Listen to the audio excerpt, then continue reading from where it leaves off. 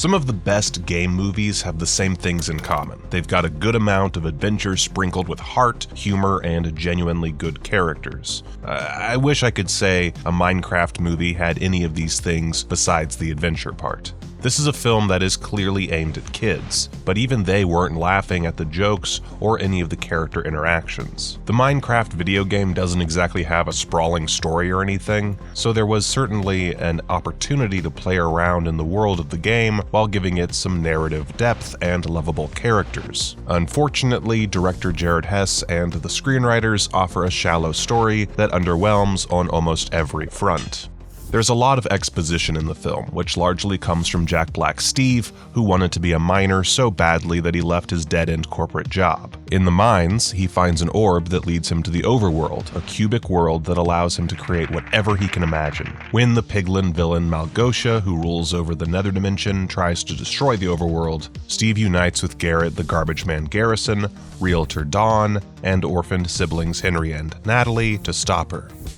A Minecraft movie tries to give us a buddy friendship between Jason Momoa's Garbage Man and Black Steve, but it never lands. I could forgive the focus on silliness if the film had bothered to care about any of its character relationships, but some of their moments are either cringeworthy or hollow. That speaks to the film's lack of character depth. The four main characters are thinly written, and when the film pauses from its swashbuckling adventure through the overworld to focus on them, their story beats prove too flat to invest in.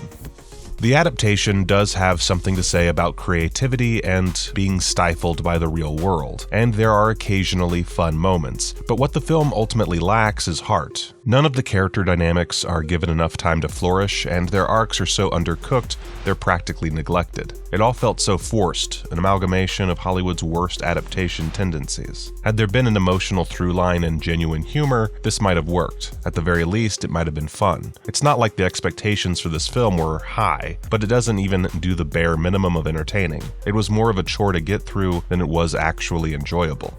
The film is at its best when it's exploring the overworld, its wonder and inhabitants. Its bright energy and endless creativity contrasts greatly with the Nether's darker aspects. Rachel House is having a great time as the villain. The actress really leans into the nonsensical aspects of her character and gives the film some much-needed vitality. The film is occasionally engaging when Malgosha is on screen, and her final interaction with Black's character is a highlight.